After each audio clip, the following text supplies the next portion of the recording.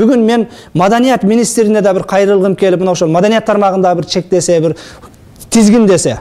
Анткени кээде мына ошол YouTube'да башкада карасаң, тойдогу кызыктуу оюндар башкалар деп отуруп, ошол тамадага бир $300, $400 акча берет экен, бир 2 саат ошол элди ойнотуп күлдүрүп кеткенинечи.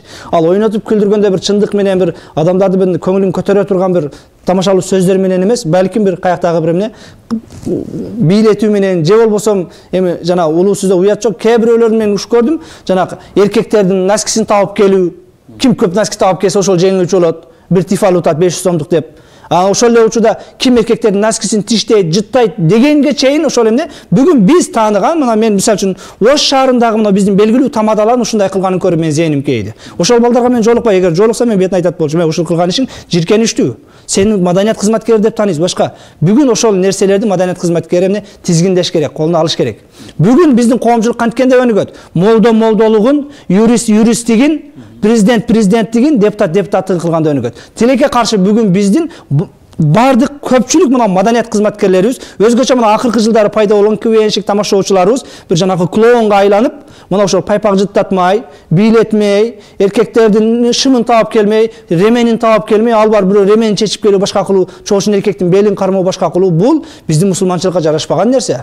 Бул жиркеничтүү нерсе. Бирок тилекке каршы ошол бийлетме менен башка кылуу менен Кудай сактасын, ушинтип бийлеп атып өлгөн видеолор тарады биздин Кыргызстанда. Мен дүйнө коомчулугун YouTube'дан карасам түрү менен бийлеп атып өлгөндөрчү. Бирок биздин Кыргызстанда да ошол кызыктуу оюнда башкада бийлеп атып өлгөндөрдү көрдүк биз ошол интернет желелерин. Бүгүн мына ошол нерселерди тизгиндиктей турган болсок, ошол эле ошол кошумча тойлордогу чыгашалар. Мына ошол ЗАГС машинасы болсун, же болбосо ошол тойдо деле бодомо союу болсун, мына ошол нерселерине бир аз контролдосо. Кээде жаштар Россияда 5 жыл, 6 жыл иштеп келип той кылат, как будто бул жакта бир энесинин Lexus заводу бар да, бир 10 Lexus менен ЗАГСка чыгат.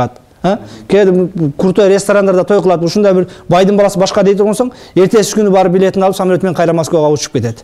Мына ошентип үйлөнгөн күнү эртеси кайра Москвага кетип башка кылып, ал жака аялын алып барып, аялын бул жак калтырган айынан бүгүн бизде ажырашуу башкан себеби да ушул. Күйөө башка жакта, аял башка жакта.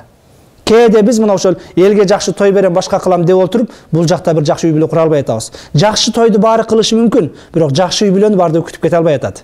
Биздин милдет жакшы үй бүлө, үйгүлүү үй бүлө, тынч үй бүлө куруп кетип эле. Тилекке каршы жакшы той кылам деп отуруп, калган нерсенин баарын делеп, тепсеп жокко чыгарып атабыз. Мен ойлоймун, бул мына өлүмтүктөгү бодомалга тыюу салынган бул биринчи кадам.